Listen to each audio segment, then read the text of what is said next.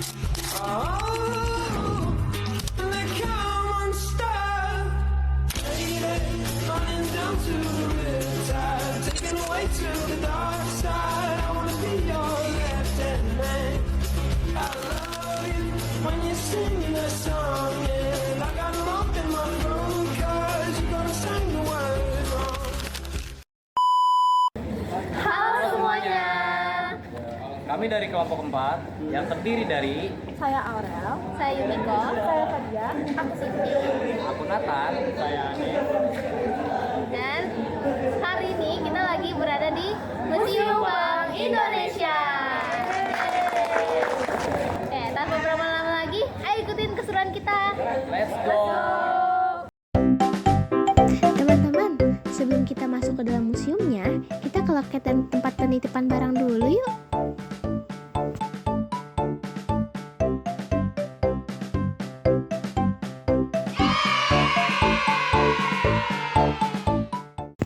Sekarang kita akan mulai membahas dari datangnya bangsa asing ke Nusantara untuk melakukan perdagangan.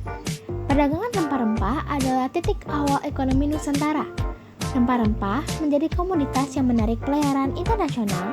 Kemudian lahirlah sistem tukar-menukar dan uang yang mempermudah perdagangan lintas pulau dan antar benua. Di museum ini, kita akan melihat bagaimana barter berkembang menjadi uang logam dan juga uang kertas. Selain itu, kita juga dapat melihat berbagai jenis rempah-rempah yang diperdagangkan pada zaman dahulu, seperti cengkeh, pala, lada, dan masih banyak lagi loh teman-teman. Nah, teman-teman tahu nggak sih, gedung ini dulunya milik The Java's Bank yang didirikan pada tahun 1828 dan awalnya menempati bekas Biren Hospital, rumah sakit dalam tembok kota di Batavia yang menjadi pelabuhan penting dan pusat perdagangan rempah-rempah, kopi, teh, dan komoditas lainnya di Hindia Belanda. Sebagai bank swasta, The Java's Bank membuka kantor di kota-kota besar seperti Semarang, Surabaya, Padang, Medan, dan Solo. Karena aktivitas perbankan yang semakin berkembang, gedung lama direnovasi besar-besaran hingga 4 kali dari tahun 1909 sampai 1933. Sampai akhirnya berdirilah bangunan megah yang masih ada sampai sekarang. Setelah Indonesia merdeka, The Java's Bank dinasionalisasi pada 1 Juli 1953, lahirlah Bank Indonesia sebagai bank sentral yang berperan mengatur kebijakan moneter dan menjaga stabilitas ekonomi. Lalu di sini juga ada ordinary rada. Jadi kalau itu adalah uang Republik Indonesia, kalau rada itu uang Republik Indonesia daerah. Jadi pada saat itu, tiap daerah memiliki mata uang masing-masing yang berbeda.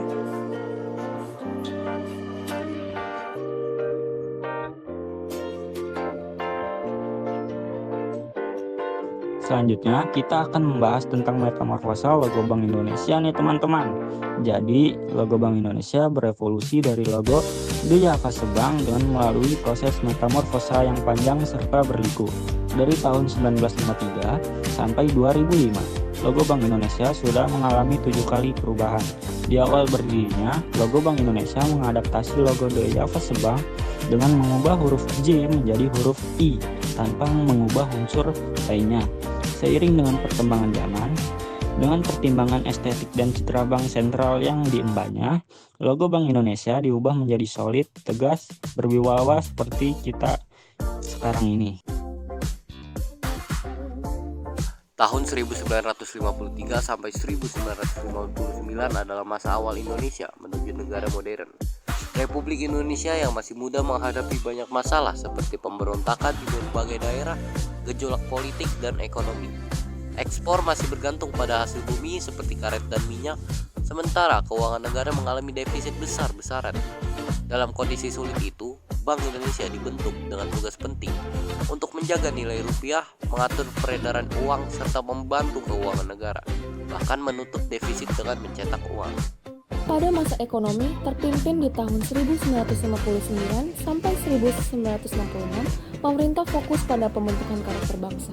Tetapi, ekonomi terabaikan dan politik konfrontasi menyebabkan hiperinflasi. Proyek mercusuar tetap menjadi kebangsaan. Namun, pengeluaran besar dan penerimaan terbatas membuat Bank Indonesia harus menutup defisit anggaran serta berada di bawah kendali penuh pemerintah. Pada periode ketiga tahun 1966 sampai 1982, Indonesia mulai fokus pada pembangunan ekonomi. Pemerintah Orde Baru berusaha menstabilkan ekonomi dan mendorong pertumbuhan, terutama lewat sektor minyak dan perbankan. Peran Bank Indonesia juga berubah menjadi agen pembangunan, bekerjasama dengan pemerintah untuk memberi kredit dan menekan inflasi. Selain itu, BI kembali berfungsi sebagai bank sentral yang independen, tidak lagi merangkap jabatan menteri. Masa inilah yang menandai saat ekonomi dijadikan haluan negara. Pada periode 4 tahun 1983 hingga 1997, Indonesia masuk ke era globalisasi ekonomi. Ekonomi tumbuh cepat karena deregulasi di sektor perbankan dan investasi, tapi juga muncul tantangan baru bagi kestabilan. Peran Bank Indonesia terbatas karena Gubernur Bank Indonesia juga menjadi pejabat setingkat menteri. Walaupun tetap bank sentral, Bank Indonesia kesulitan menjaga kestabilan moneter, sehingga perlu kerjasama dengan pemerintah. Selain itu, kalian di sini juga bisa melihat nih timeline moneter dari tahun 1983 hingga 1997. Pada periode 5 tahun 1997 hingga 1998, Indonesia memiliki krisis besar selanjutnya adalah Thailand. Rupiah terjun dari 2.300 ke 16.500 per dolar. Bank Indonesia sempat melakukan investasi, tapi tidak mampu menahan spekulasi dan keluarnya modal asing. Akibat krisis ini, percaya masyarakat terhadap perbankan turun drastis. Pemerintah dan BI pun terpaksa melindungi atau menutupi 16 bank pada 1 November 1997 untuk menjaga stabilitas sistem keuangan. Nah, di sini ada gambaran rupiah yang dulu sempat terjun turun.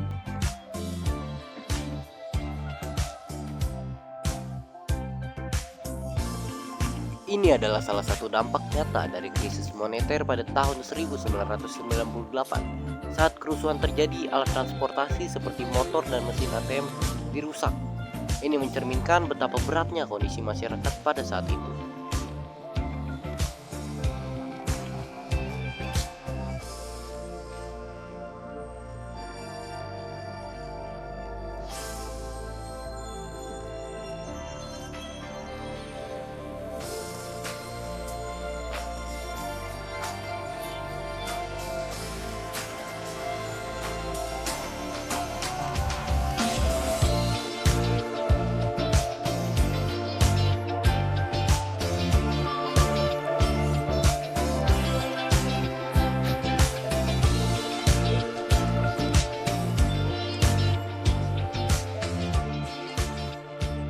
Setelah mengalami krisis 1998, pada periode ke-6, tahun 1999 sampai 2004, Indonesia mulai berbenah.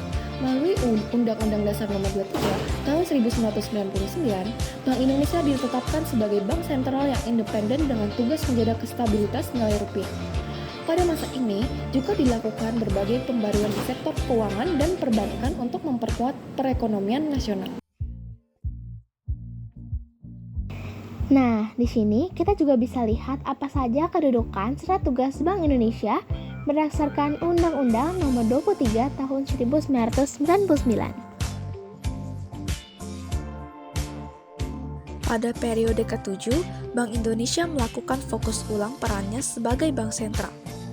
Di masa ini, Bank Indonesia melakukan banyak hal-hal penting seperti mengamandemen undang-undang, memperkuat sistem pembayaran, dan mengendalikan inflasi lewat Inflation Targeting Framework. Bank Indonesia juga menyempurnakan fungsi sebagai lender of the last resort, memperkuat nilai rupiah, serta menyerahkan pengawasan bank ke OJK. Semua perubahan ini dilakukan agar peran Bank Indonesia semakin kuat dalam menjaga stabilitas ekonomi Indonesia. Bank Syariah di Indonesia awalnya muncul dari keinginan orang untuk mempunyai bank tanpa bunga sejak awal 1900-an. Ide ini didukung oleh organisasi Islam seperti NU dan Muhammadiyah. Setelah aturan perbankan mulai dilonggarkan di tahun 1800-an hingga berdirinya Bank Muamalat di Indonesia pada tahun 1991 sebagai bank syariah pertama. Setelah krisis ekonomi pada tahun 1998, bank syariah makin berkembang pesat dan makin dikenal oleh masyarakat. Pemerintah kemudian membuat aturan khusus lewat UU tahun 2008 supaya bank syariah punya dasar hukumnya kuat. Dan tahun 2013, penguasaan bank syariah pindah dari Bank Indonesia ke OJK, supaya lebih teratur dan makin dipercaya oleh masyarakat.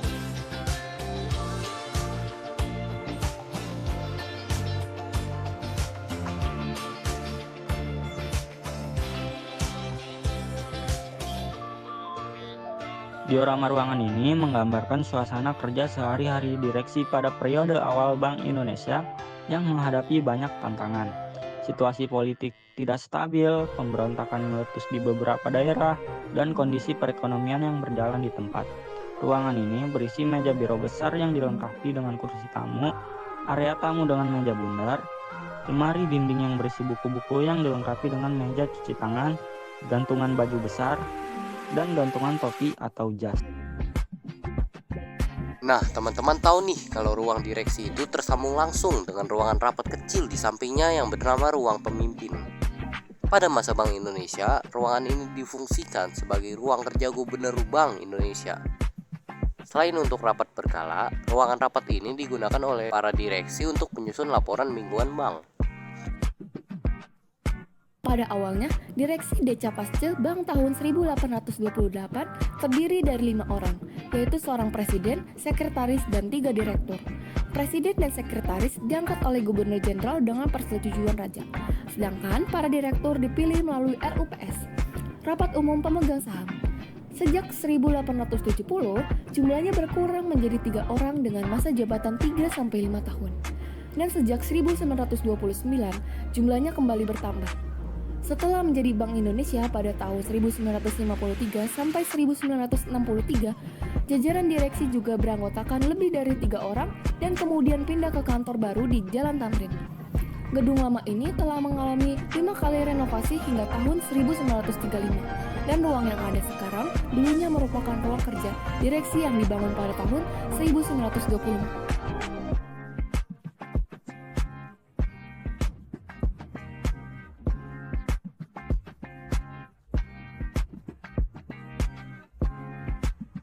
Selanjutnya, kita menuju ruang emas moneter. Ruangan ini adalah tempat penyimpanan emas pada saat Bank Indonesia dahulu. Dalam ruangan ini, terdapat berangkas yang didesain secara modern serta sistem keamanan yang paling canggih daripada ruangan yang lainnya. Ruangan ini berlapiskan baja dan terpantau oleh kamera, serta di depan ruangan ini juga terdapat penjaga yang menjaganya loh teman-teman. Selanjutnya adalah ruang pencetakan dan pengedaran uang. Ruangan ini menampilkan proses lengkap perjalanan uang di Indonesia, mulai dari tahap perencanaan desain, pencetakan uang kertas dan logam, pengedaran melalui sistem perbankan, hingga penarikan dan pemusnahan uang yang sudah tidak berlaku. Di ruangan ini, kita dapat melihat berbagai koleksi seperti replika mesin cetak uang kuno dan penjelasan mengenai bagaimana Bank Indonesia menjaga kualitas dan keaslian uang yang beredar.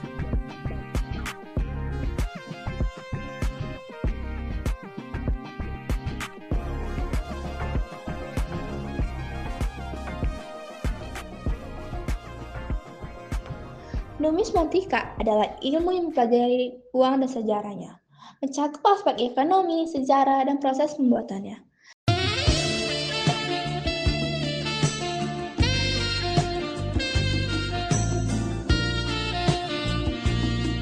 Istilah ini berasal dari bahasa Yunani yang artinya nomisma, yang berarti mata uang. Koleksi numismatik di Museum Bank Indonesia adalah menampilkan berbagai koin dan alat pembayaran di masa kerajaan, kolonial, hingga uang ori dan orada, yang mencerminkan perkembangan mata uang Indonesia sepanjang sejarah. Di sini kita juga bisa melihat timeline numismatik mulai dari masa Hindu-Buddha pada abad ke-4 hingga 15, masa Bank Indonesia pada zaman sekarang. Nah, di ruangan ini juga terdapat koleksi numismatik loh teman-teman. Di ruang ini kita dapat melihat berbagai bentuk alat tukar dari masa ke masa, mulai dari koin dan logam kuno hingga uang kertas modern. Salah satu koleksi utama di ruang ini adalah uang dari masa kerajaan-kerajaan Nusantara, seperti koin perak dan emas, keping logam, serta bentuk alat tukar tradisional lain yang digunakan sebelum masa kolonial. Selain itu, kita juga dapat melihat uang kertas dan koin di Javas Jepang, serta uang invasi Jepang lengkap dengan desain dan simbol yang mencerminkan kekuatan politik pada masa itu. Koleksi berikutnya berasal dari masa kemerdekaan Indonesia seperti uang ori, uang Republik Indonesia, lalu ada orida, uang Republik Indonesia daerah, hingga jenis uang rupiah yang sekarang kita kenal yaitu uang rupiah modern. Ruangan ini juga dilengkapi dengan alat bantu pamer seperti kaca pembesar, replika alat cetak, dan layar interaktif yang memberikan pengalaman edukatif yang menarik bagi para pengunjung tentang sejarah dan perkembangan uang di Indonesia. Nah, di museum ini juga terdapat toko Cindramata nih teman-teman. Di sini terdapat berbagai merchandise bertema museum dan dunia keuangan. Kita dapat menemukan gantungan kunci, pin, kaos, tote bag dengan desain yang unik, dan masih banyak lagi. Selain itu, toko ini juga menjual cenderamata bertema arsitektur dan sejarah bangunan, seperti kartu pos, poster, dan paper craft dengan harga yang ekonomis banget nih. Nah, setelah keluar dari toko souvenir, kita bakal kembali lagi ke layanan loket dan tiket nih. Tapi perjalanan kita belum selesai sampai di sini. Selanjutnya kita bakal ajak teman-teman semua untuk pergi ke ruangan pojok foto kreasi anak.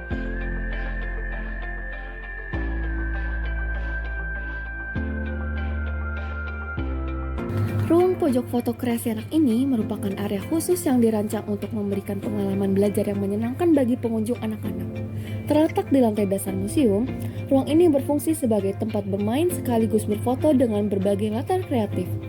Di sini foto boothnya gratis loh teman-teman, dan maksnya itu ada 20 orang dalam sekali foto.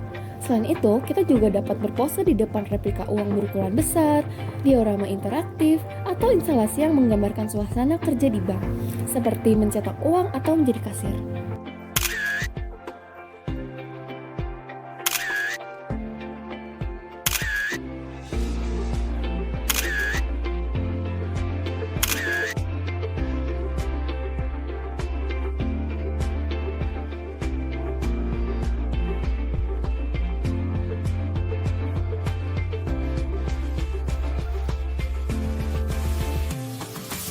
Jadi seperti yang sudah kalian lihat, seperti inilah keseruan kita.